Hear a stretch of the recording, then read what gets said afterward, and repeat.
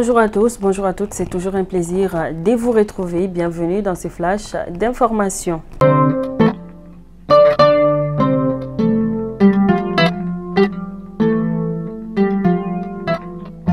Nous commençons avec la 13e édition des rencontres de Bamako. En effet, le jeudi 8 décembre dernier, le Musée national du Mali a donné officiellement le ton de la 13e édition des rencontres de Bamako, biennale africaine de la photographie sous la présidence du ministre de l'Artisanat, de la Culture, de l'Industrie hôtelière et du Tourisme, Andogoli Guindo, un rendez-vous culturel majeur qui sera célébré jusqu'au 8 février 2023 avec la participation d'environ 80 artistes, photographes, critiques d'art, peintres, graphistes, journalistes culturels du Mali, d'Afrique et du monde entier.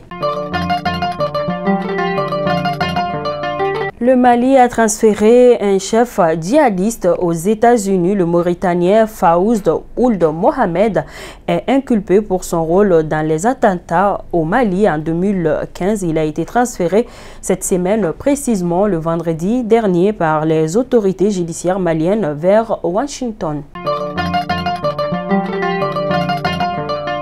Dans les informations de nos confrères des studios Tamani, la coordination des mouvements de l'Azawad dénonce une déliquescence de l'accord pour la paix et la réconciliation. De ces faits, la CEMA accuse le gouvernement du Mali et la médiation internationale de manquer à leur devoir.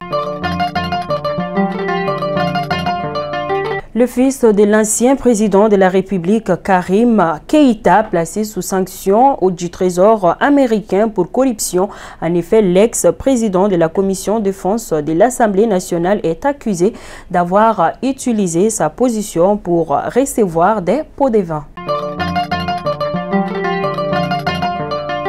Les enseignants de Yuaru sont en arrêt depuis jeudi 8 décembre 2022. Ils dénoncent le comportement du conseiller à l'orientation du CAP. En effet, selon le porte-parole du syndicat des enseignants, le conseiller à l'orientation procède à des mutations arbitraires, des redéploiements des enseignants et prend des décisions unilatéralement. Les enseignants n'attendent reprendre les cours qu'après le départ du conseiller. Les parents d'élèves, évidemment inquiets, interpellent les autorités à trouver une solution au problème. De Yuaru, nous partons à Caille où la journée intergénérationnelle a eu lieu ce week-end dernier à la tribune des Caille. Elle a été organisée par le conseil local de la jeunesse en collaboration avec Génération 50, Urtel et l'association des jeunes griots de Caille. Lors de cette cérémonie, Eladj Ahmed Niang et Djeli Nyonkoro Diabaté ont reçu des attestations de reconnaissance. Fait divers de ces flashs d'informations. En effet, les non-iplés nés au Maroc de retour cette semaine au Mali. En effet, les 9 frères et sœurs d'1 an et demi nés dans une clinique marocaine le 4 mai 2021 sont attendus prochainement au Mali. Une découverte aux côtés de leurs parents originaires de Tombouctou. Nous restons toujours dans les faits divers à Missira. En effet, dans la matinée d'hier dimanche, au quartier Missira, assise en commune du district de Bamako, non loin de la maternité, le corps sans vie d'un boutiquier a été découvert, indiquent des sources dignes de foi. La victime s'est nommée Mohamed Touré, âgé d'environ 35 ans. Ainsi, nous prions pour le repos éternel de son âme. À présent, les actualités hors de nos frontières. Hier dimanche 11 décembre 2022, le Burkina Faso a célébré le 70e anniversaire de son accession à l'indépendance.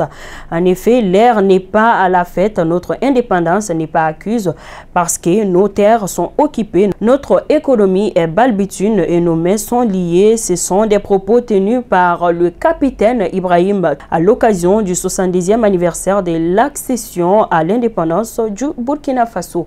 Pour le capitaine Traoré, le combat pour l'indépendance totale a commencé. Il s'exprimait à la télévision publique dans un discours à la nation. Fidèles abonnés de Mali Kunafoni, c'est ce qui met fin à ces flashs d'informations. Je vous donne rendez-vous demain, Dieu voulant bien, pour une autre édition. D'ici là, portez-vous bien, que Dieu bénisse les Mali et qu'il protège nos femmes. Bon début de semaine à tous. Merci.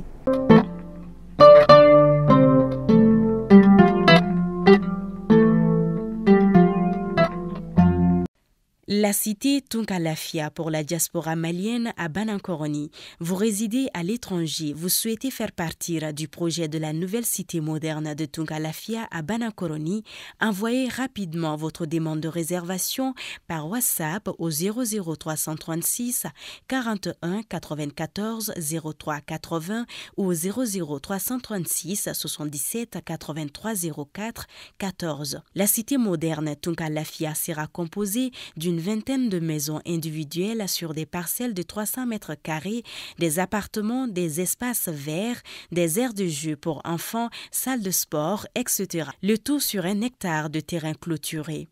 Après l'acquisition des parcelles, vous avez le choix entre la construction avec Tunkalafia d'une villa 3 chambres plein pied à partir de 26 millions de francs CFA ou d'un duplex 4 chambres à partir de 35 millions de francs CFA.